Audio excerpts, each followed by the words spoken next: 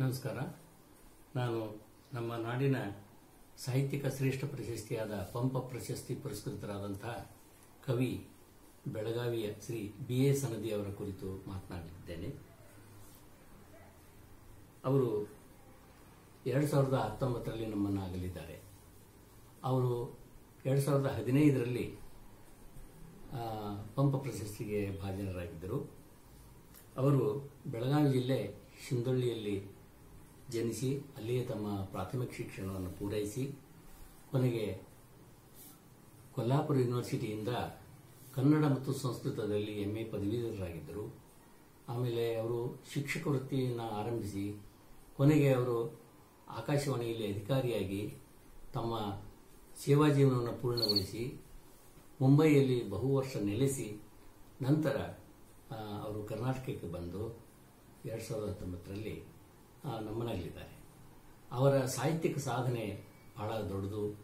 ಅವರ ಸಾಹಿತ್ಯಿಕ ಚಿಂತನೆಗಳು ಅವರ ಸೌಹಾರ್ದ ಚಿಂತನೆಯ ರೂಪದಲ್ಲಿ ಇವತ್ತು ಸಾಹಿತ್ಯ ಕೃತಿಗಳಲ್ಲಿ ಒಡಮೂಡಿ ನಿಂತಿವೆ. ಉತ್ತಮ ವಾಗ್ಮಿಗಳಾಗಿದ್ದಂಥ ಸನದಿಯವರು ಅನುವಾದ ಸಾಹಿತ್ಯ, ನಾಟಕ, ವಿಮರ್ಶೆ, ಮಕ್ಕಳ ಸಾಹಿತ್ಯ ಹೀಗೆ ವಿವಿಧ ಸಾಹಿತ್ಯಿಕ ಪ್ರಕಾರಗಳಲ್ಲಿ ಪ್ರಶಂಸನೀಯವಾದಂತಹ ಒಂದು ಸೇವೆಯನ್ನು ಸಲ್ಲಿಸಿದವರು.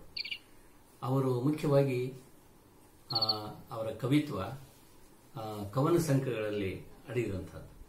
ತಾಜಮಹಲ್, ಪ್ರತಿಬಿಂಬ, ಧ್ರುವಬಿಂದು ಅವರ ಕೀರ್ತಿ ಹೆಚ್ಚಿಸಿದಂತಹ ಕವನ ಸಂಕಲನಗಳು. 65ಕ್ಕಿಂತ ಹೆಚ್ಚು ಕೃತಿಗಳನ್ನು ರಚಿಸಿ ಕನ್ನಡ ಸಾಹಿತ್ಯ ಕ್ಷೇತ್ರವನ್ನು ಶ್ರೀಮಂತಗೊಳಿಸಿದಂಥ ಶ್ರೇಯಸ್ಸು ಶ್ರೀ ಬಿ.ಎ. ಸನದಿ ಅವರಿಗೆ ಸಲ್ಲುತ್ತದೆ. ಸನದಿಯವರೇ ರಚಿಸಿ ನಿರ್ದೇಶಿಸಿದಂಥ ಗಂಡ ಹೆಂಡತಿ ಅನ್ನುವಂಥ ಒಂದು ರೇಡಿಯೋ ನಾಟಕ ಅದು ಬಹಳಷ್ಟು ಪ್ರಸಿದ್ಧಿಯನ್ನು ಕೂಡ ಪಡೆದಿತ್ತು. ಸನದಿಯವರಿಗೆ ಧಾರವಾಡದ ಕರ್ನಾಟಕ ವಿಶ್ವವಿದ್ಯಾನಿಲಯದ ಗೌರವ ಡಾಕ್ಟರೇಟು, ಹೀಗೆ ಬೇರೆ ಬೇರೆ ಹೊರನಾಡ ಕನ್ನಡಿಗ ಪ್ರಶಸ್ತಿ, ಕಾವ್ಯಾನಂದ ಪ್ರಶಸ್ತಿ, ಸಿರಿಗನ್ನಡ ಗೌರವ ಪ್ರಶಸ್ತಿ ಮತ್ತು ನಮ್ಮ ಕರ್ನಾಟಕದ ಸಾಹಿತ್ಯ ಅಕಾಡೆಮಿ ಮತ್ತು ಬೇರೆ ಬೇರೆ ಸಂಘ ಸಂಸ್ಥೆಗಳ ಪ್ರಶಸ್ತಿಗಳು ಕೂಡ ಅವರಿಗೆ ಸಂದಿದ್ದು.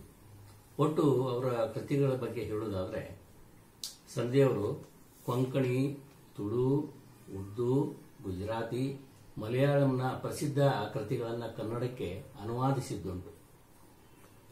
ಅವರ 10 ಕವನ ಸಂಕಲನಗಳು, 6 ವಿಮರ್ಶಾ ಕೃತಿಗಳು, 8 ಸಂಪಾದಿತ ಕೃತಿಗಳು, 10 ಅನುವಾದಿತ ಕೃತಿಗಳು, 2 ನಾಟಕ, 3 ವ್ಯಕ್ತಿ ಚಿತ್ರ, ಹೀಗೆ ಅವರು ಕನ್ನಡ ಸಾಹಿತ್ಯದಲ್ಲಿ ಕೈ ಆಡಿಸದೇ ಇರುವಂತಹ ಕ್ಷೇತ್ರವೇ ಇಲ್ಲ ಅಂತ ಹೇಳ್ಬೋದು. ಅವರಿಗೆ ಕರ್ನಾಟಕ ರಾಜ್ಯೋತ್ಸವ ಪ್ರಶಸ್ತಿ, ಪಂಪ ಪ್ರಶಸ್ತಿ, ಕರ್ನಾಟಕ ಸಾಹಿತ್ಯ ಅಕಾಡೆಮಿ ಇವೆಲ್ಲ ಪ್ರಶಸ್ತಿಗಳು ಸಂದದ್ದು ನಿಮ್ಮ ಜೊತೆಗೆ ಹಂಚಿಕೊಂಡಿದ್ದೇನೆ. ಇನ್ನು ಅವರು ಕಂಡುಕೊಂಡ ಸಾಹಿತ್ಯದ ದಾರಿ ಯಾವುದು ಅಂತ ಹೇಳುವುದಾದರೆ ಕನ್ನಡ ಸಾಹಿತ್ಯ ರಮ್ಯದಿಂದ ನವೋದಯದತ್ತ ಮುಖ ಮಾಡಿ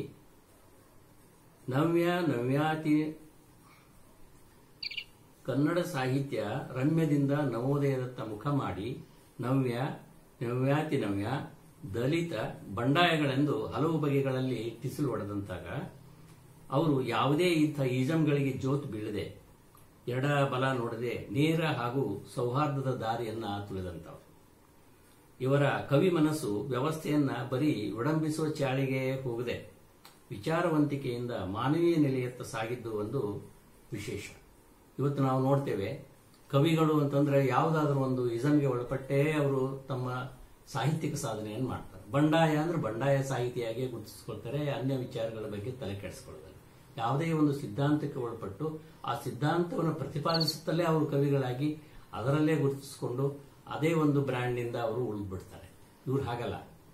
ಯಾವುದೇ ಒಂದು ನವ್ಯದಲ್ಲಿ ಒಂದು ಬಂಡಾಯದ ವಿಚಾರ ಇದ್ರೆ ಅದು ಸರಿ ಇದೆ ಅಂತಂದ್ರೆ ಅದನ್ನ ಪೂರ್ಣ ಮನಸ್ಸಿನಿಂದ ಒಪ್ಪಿಕೊಂಡು ಹೋಗುವಂತ ಒಂದು ಸಹೃದಯತೆ ಮತ್ತು ಚಿಂತನಶೀಲ ಮನೋವೃತ್ತಿಯವರಾಗಿದ್ದರು.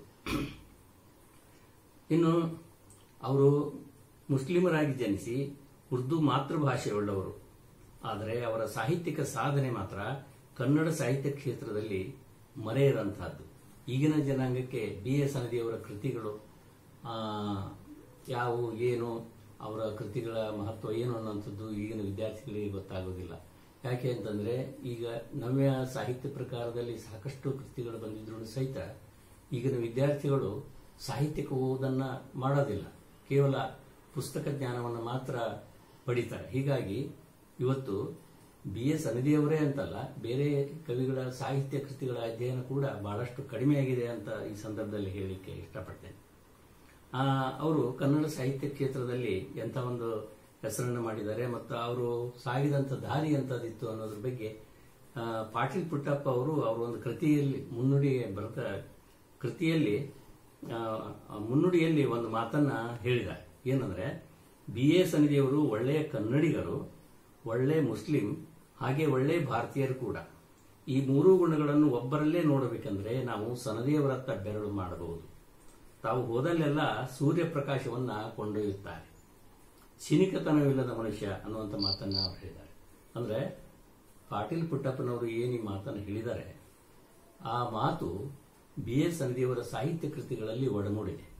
ಅವರ ಸಾಹಿತ್ಯದ ದಾರಿ ಕೂಡ ಅದೇ ಆಗಿದೆ.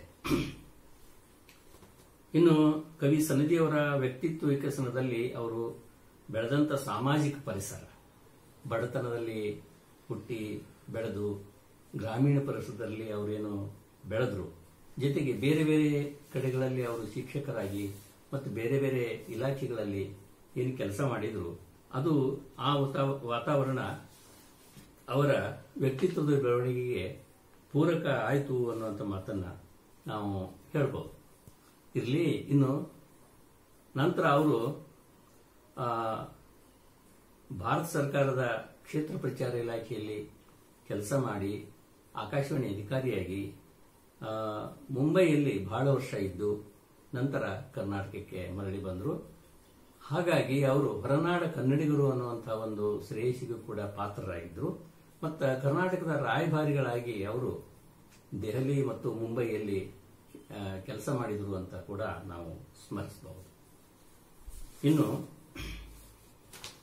BS ಅನದಿಯವರಿಗೆ ಅವರ ಕಾವ್ಯ ಹಾಗೂ ವಿಮರ್ಶೆ ಇವೆರಡು ಮೆಚ್ಚಿನ ಕ್ಷೇತ್ರಗಳಾಗಿದ್ದು ಅಂತ ಹೇಳಬಹುದು. ಅವರು ಶಿಶು ಸಾಹಿತ್ಯವನ್ನ ಬಹಳಷ್ಟು ಸೃಜಿಸಿದರು. ಅದರ ಜೊತೆಗೆ ವಿವಿಧ ಸಾಹಿತ್ಯ ಪ್ರಕಾರಗಳಲ್ಲಿ 57 ಕೃತಿಗಳನ್ನು ಅವರು ರಚಿಸಿದ್ದಾರೆ. ಕಾವ್ಯ ಮತ್ತು ವಿಮರ್ಶೆ ಅವರ ನೆಚ್ಚಿನ ಕ್ಷೇತ್ರ ಆಗಿತ್ತು. ಇದು ಅವರ ಜನಕಾವ್ಯ ದೃಷ್ಟಿ ಕೂಡ ಹೌದು. ಅದಕ್ಕೆ ಜನಕಾವ್ಯ ದೃಷ್ಟಿ ವಿಮರ್ಶಾ ಕೃತಿಯಲ್ಲಿ ಅವರು ಒಂದು ಮಾತನ್ನು ಹೇಳ್ತಾರೆ. ಕೃತಿಯಲ್ಲಿ ತಮ್ಮ ಸಮಕಾಲೀನ ಕಾವ್ಯದ ಧ್ಯೇಯ ಮತ್ತು ಧೋರಣೆಯನ್ನ ಅವರು ಬಹಳಷ್ಟು ವಸ್ತುನಿಷ್ಠವಾಗಿ ಅದರಲ್ಲಿ ಕಂಡಿದ್ದಾರೆ. ಕೇವಲ ಶಬ್ದಗಳ ಸುರುಸುರು ಬಾಣ ಬಿಡುವುದರಿಂದ ಕತ್ತಲೆ ಕರಗೋದಿಲ್ಲ, ಹೊಸ ಬೆಳಕು ಮೂಡೋದಿಲ್ಲ ಅಂತ ಅವರು ಈ ವಿಮರ್ಶೆ ಸಾಗಬೇಕಾದಂಥ ದಿಕ್ಕನ್ನ ಹೇಳಿದ್ದಾರೆ. ಅಂದ್ರೆ ಇವತ್ತಿನ ವಿಮರ್ಶಕರು ಹೆಚ್ಚು ಸಬ್ಜೆಕ್ಟಿವ್ ಆಗಿ ವಿಮರ್ಶೆ ಮಾಡ್ತಾರೆ. ಒಂದು ಪುಸ್ತಕ ವಿಮರ್ಶೆನ ಅದನ್ನು ಆಬ್ಜೆಕ್ಟಿವ್ ಆಗಿ ಮಾಡಬೇಕು, ವಸ್ತುನಿಷ್ಠವಾಗಿ ಮಾಡಬೇಕು ಅನ್ನೋದನ್ನ ಅವರು ಆ ಒಂದು ಕಾವ್ಯದಲ್ಲಿ ಪ್ರತಿಪಾದನೆ ಮಾಡಿದ್ದಾರೆ. 1980ರಲ್ಲಿ ಬೆಳಗಾವಿಯಲ್ಲಿ ಜರುಗಿದಂಥ ಅಖಿಲ ಭಾರತ 52ನೇ ಕನ್ನಡ ಸಾಹಿತ್ಯ ಸಮ್ಮೇಳನದಲ್ಲ ಕಾವ್ಯಗೋಷ್ಠಿಯ ಉದ್ಘಾಟಕರಾಗಿದ್ದರು. ಆ ಕಾರ್ಯಕ್ರಮದಲ್ಲಿ ನಾನು ಕೂಡ ಭಾಗವಹಿಸಿದ್ದೆ. ಅವರು ಆ ಒಂದು ಉದ್ಘಾಟನಾ ಭಾಷಣದಲ್ಲಿ ಸಾಹಿತಿಗಳಿಗೆ ಒಂದು ಕರೆಯನ್ನು ಕೊಟ್ಟರು. ಸಾಹಿತಿಗಳು ಮುಕ್ತ ಚಿಂತನ ಮಾಡಬೇಕು. ನಾಳಿನ ಜನಕಾವ್ಯವು ಯಾವೊಂದು ಜಾತಿ ಮತ ಶ್ರುತಿಯಾಗದೆ ಇಡೀ ಜನಸಮುದಾಯದ ಜಾಗೃತ ಚೇತನದ ಫಲಶ್ರುತಿಯಾಗಿ ಹೊರಹೊಮ್ಮಬೇಕು. ಪ್ರಚಲಿತ ಸಮಾಜದ ವಿವಿಧ ರಂಗಗಳ ಕಾರ್ಯಚಟುವಟಿಕೆಗಳ ಮೇಲೆಲ್ಲ ಪ್ರಭಾವ ಬೀರುವ ಸಮಾಜಶಾಸ್ತ್ರ, ರಾಜಕೀಯ ಹಾಗೂ ಅರ್ಥಶಾಸ್ತ್ರ ಆದಿಯಾಗಿ ವಿವಿಧ ಶಾಸ್ತ್ರಗಳು ಹಾಗೂ ವಿಜ್ಞಾನಾದಿಯಾಗಿ ಜ್ಞಾನ ಮಾರ್ಗಗಳನ್ನು ಅರ್ಥೈಸಿಕೊಂಡು ಜನಜೀವನದ ಹೊಸ ಕ್ಷಿತಿಜಗಳತ್ತ ಕೈ ಚಾಚುತ್ತದೆ. ಮನುಷ್ಯನ ಸಂಪೂರ್ಣ ವಿಕಾಸಕ್ಕೆ ಮತ್ತೊಂದು ಪೂರಕ ಶಕ್ತಿಯಾಗಿ ಸಾಹಿತ್ಯ ಬೆಳೀತದ ಅಂತೇಳಿ ಈ ಮಾತನ್ನ ಅವರು ಹೇಳಿದ್ದು ಎಷ್ಟು ವಿಶೇಷವಾಗಿತ್ತು ಅಂತಂದ್ರೆ, ಇವತ್ತು ಚಿಂತಕರು ಮತ್ತು ಸಾಹಿತಿಗಳು ಏನಾದರೂ ಒಂದು ವಿಷಯದ ಮೇಲೆ ಮಾತನಾಡಿದ್ರೆ ಅವ್ರೇನ್ ಹೇಳ್ತಾರೆ ಅಂತಂದ್ರೆ, ಇಲ್ಲ ನಮ್ಮ ಈಗಿನ ಶಿಕ್ಷಣ ಪದ್ಧತಿ ಸರಿ ಇಲ್ಲ ಅಂತಂದ್ರೆ ಸರಿ ಇಲ್ಲ ಅಂತಾನೆ ಹೇಳ್ಕೊಂತ ಹೋಗ್ತಾರೆ. ಆಮೇಲೆ ನಮ್ಮ ದೇಶದ ಬೆಳವಣಿಗೆ ಬಗ್ಗೆ ಮಾತಾಡೋದಿದ್ರೆ ನಮ್ಮ ದೇಶದ ಬೆಳವಣಿಗೆನೇ ಆಗಿಲ್ಲ ಅಂತ ಬೆಳವಣಿಗೆನೇ ಆಗಿಲ್ಲ ಅಂತ ಹೇಳ್ತಾರೆ. ಅದರಲ್ಲಿ ಪಾಸಿಟಿವ್ ಅಂಶಗಳೇನಿದೆ, ಆಮೇಲೆ ಯಾವ ಒಂದು ಮೂಲ ನೆಲೆಯಲ್ಲಿ ನಮ್ಮ ದೇಶದ ಅಭಿವೃದ್ಧಿ ಆಗ್ತಾ ಇದೆ ಅನ್ನೋದನ್ನ ನೋಡುವಂತ ಒಂದು ಚಿಕಿತ್ಸಕ ದೃಷ್ಟಿ ಒಬ್ಬರು ಇರ್ತದೆ. ಅದ್ರಿಗೆ ಗೊತ್ತಿದ್ರು ನಾನು ಮಾತಾಡೋದಿಲ್ಲ. ಹೀಗಾದ್ರೆ ಈ ಮುಂದಿನ ಜನಾಂಗಕ್ಕೆ ಒಂದು ಪಾಸಿಟಿವಿಟಿಯನ್ನ, ಚಿಂತನೆ ಶಕ್ತಿಯನ್ನು ಕೊಡೋದು ಯಾರು ಅನ್ನುವಂಥದ್ದು BA ಸನದಿಯವರ ಆ ಚಿಂತನಶೀಲತೆಯ ಮೂಲ ಸೆಲೆಯಾಗಿತ್ತು. ಅಂತ ಒಂದು ವಿಚಾರಗಳು ಅವರು ನಮ್ಮ ನಾಡಿಗೆ ಕೊಟ್ಟಿದ್ದಾರೆ. ಇನ್ನು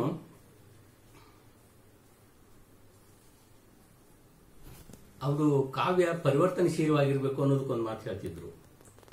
ಈ ಒಂದು ಕಾವ್ಯ ಪರಂಪರೆ ಪರಿವರ್ತನಾ ಕಾಲದಲ್ಲಿ ಸಂವೇದನಶೀಲವಾಗಬೇಕು. ಈ ಕವಿಗಳಾಗಲಿ ಲೇಖಕರಾಗಲಿ ಮನುಷ್ಯರನ್ನು ಪ್ರತ್ಯೇಕಿಸುವ ಯಾವೊಂದು ಜಾತಿ ಮತ ಸಂಪ್ರದಾಯಗಳ ಮುಳ್ಳು ಬೇಲಿಗಳಲ್ಲಿ ಸಿಲುಕಿ ತೊಳಲಾಡದೆ ಮುಕ್ತ ಜೀವನದ ಮಾನವೀಯ ಮೌಲ್ಯಗಳನ್ನು, ಅಪ್ಪಟ ಮನುಷ್ಯತ್ವವನ್ನು, ಮನುಷ್ಯತ್ವದ ಸತ್ವಪೂರ್ಣ ಭಾಷೆಯನ್ನು ಗುರುತಿಸಿ ಬಳಸುವ ಒಂದು ಕೆಲಸ ಆಗಬೇಕು ಅನ್ನೋಂಥ ಮಾತನ್ನ ಅವರು ಹೇಳ್ತಿದ್ರು. 1995ರಲ್ಲಿ ಅವರ ಹೆಚ್ಚು ಕಡಿಮೆ ಒಂದು 62 ಸಾಹಿತ್ಯ ಕೃತಿಗಳ ಸಮಗ್ರ ಕಾವ್ಯ ಸಂಪುಟ ಪ್ರಕಟ ಆಗಿದೆ. ಅದು ಎಲ್ಲ ಲೈಬ್ರರಿಗಳಲ್ಲಿ ಎಲ್ಲ ಕಡೆ ಸಿಗುತ್ತೆ. ಸೊ ಸಾಹಿತ್ಯದ ಓದಿನ ವಿದ್ಯಾರ್ಥಿಗಳು, ಸಾಹಿತ್ಯಾಸಕ್ತರು ಅಂಥ ಸಮನ್ವಯ ಕವಿಗಳ ಪುಸ್ತಕಗಳನ್ನು ಓದಬೇಕು ಅಂತ ನಾನು ಆಶಿಸ್ತೇನೆ. ಇವರ ಕೆಲವು ಸಾಹಿತ್ಯ ಕೃತಿಗಳು ಮರಾಠಿ, ಕೊಂಕಣಿ ಹಾಗೂ ತುಳು ಭಾಷೆಗೆ ಅನುವಾದಗೊಂಡಿದ್ದರೆ, ಕೆಲವು ಕಥೆ ಹಾಗೂ ಕವಿತೆಗಳು ಉರ್ದು, ಮರಾಠಿ, ಗುಜರಾತಿ, ಮಲಯಾಳಂ, ತೆಲುಗು ಹಾಗೂ ಹಿಂದಿ ಭಾಷೆಗೆ ಅನುವಾದಗೊಂಡಿವೆ. 1962ರಲ್ಲಿ ಸನದಿಯವರ ತಾಜ್ಮಹಲ್ ಅನ್ನುವಂಥ ಕವನ ಸಂಕಲನಕ್ಕೆ ರಾಜ್ಯ ಪ್ರಶಸ್ತಿ ಬಂತು. ಪ್ರತಿಬಿಂಬ ಅನ್ನುವಂಥ ಕವನ ಸಂಕಲನಕ್ಕೆ ರಾಜ್ಯ ಸಾಹಿತ್ಯ ಅಕಾಡೆಮಿ ಪುರಸ್ಕಾರ ಬಂತು. ಧ್ರುವಬಿಂದು ಕಾವ್ಯಕ್ಕೆ ಭಾರತ ಸರ್ಕಾರದ ಪುರಸ್ಕಾರ ಬಂತು. ಕನ್ನಡ ಸೇವೆಗಾಗಿ, ಅಂದ್ರೆ ಹೊರಗಡೆ ಇದ್ದು ಹೊರನಾಡು ಕನ್ನಡಿಗರಾಗಿ ಅವರು ಸೇವೆ ಸಲ್ಲಿಸಿದ್ದಕ್ಕೆ ದೆಹಲಿ ಕನ್ನಡಿಗ ಪತ್ರಿಕೆ ಶ್ರೇಷ್ಠ ಹೊರನಾಡು ಕನ್ನಡಿಗ ಪ್ರಶಸ್ತಿ ಬಂತು. ಸಾಹಿತ್ಯ ಸೇವೆಗಾಗಿ ಸರ್ಕಾರದ ರಾಜ್ಯೋತ್ಸವ ಪ್ರಶಸ್ತಿ, ಕನ್ನಡ ಸಾಹಿತ್ಯ ಪರಿಷತ್ತಿನ ಪ್ರಶಸ್ತಿ, ಅಕಾಡೆಮಿ ಪ್ರಶಸ್ತಿ, ಉಳಿದಂತೆ ಗೌರವ ಡಾಕ್ಟರೇಟ್ ಕರ್ನಾಟಕ ಯೂನಿವರ್ಸಿಟಿ ಇದು. ಇದಲ್ಲದೆ ಶಿಶು ಸಾಹಿತ್ಯ ಕ್ಷೇತ್ರದಲ್ಲಿ ಸಾಧನೆಗಾಗಿ ಬಾಲ ವಿಕಾಸ ಅಕಾಡೆಮಿ ಪ್ರಶಸ್ತಿ, ಕೊನೆಗೆ ಪಂಪ ಪ್ರಶಸ್ತಿಗೂ ಕೂಡ ಅವರು ಭಾಜನರಾದರು. 2019ರಲ್ಲಿ ಅವರು ತೀರಿದ್ರು. ಈ ಮಾನವೀಯ ಕವಿ ಜನಪದ ಕಾವ್ಯ ಪರಂಪರೆಯೊಂದನ್ನು ಹುಟ್ಟು ಹಾಕಿ ಹೋಗಿದ್ದಾರೆ. ನಮ್ಮ ಯುವ ಪೀಳಿಗೆ ಈ ಈ ಒಂದು ಸಾಹಿತ್ಯ ಪರಂಪರೆಯಲ್ಲಿ ಮುಂದೆ ಸಾಗಿದರೆ ನಮ್ಮ ಒಂದು ಸಮನ್ವಯ ದಾರಿ ಸಾಹಿತ್ಯದಲ್ಲಿ ಚಿರಸ್ಥಾಯಿಯಾಗಿ ನಿಲ್ಲಬಲ್ಲ. ಅವರ ಕಾವ್ಯ ಚಿಂತನೆ ದಿಕ್ಕಿನಲ್ಲೇ ಅವರ ಸಹೋದರ ಅಬ್ದುಲ್ ರಶೀದ್ ಸನದಿ ಸಾಗಿದ್ದಾರೆ. ಮತ್ತು ಅಬ್ದುಲ್ ರಶೀದ್ ಅವರ ಮಗ ನದೀಮ್ ಸನದಿ ಸಹ ಹೊಸ ಕಾವ್ಯ ಪರಂಪರೆಯಲ್ಲಿ ಗಮನ ಸೆಳೆದಂತಹ ಯುವ ಕವಿಯಾಗಿದ್ದಾರೆ. ಇಷ್ಟು ಅವಧಿಯಲ್ಲಿ ಈ ಕವಿಯ ಒಂದು ಪರಿಚಯವನ್ನು ಮಾಡಿಕೊಡುವ ಪ್ರಯತ್ನ ಮಾಡಿದ್ದೇನೆ. ನಮಸ್ಕಾರ.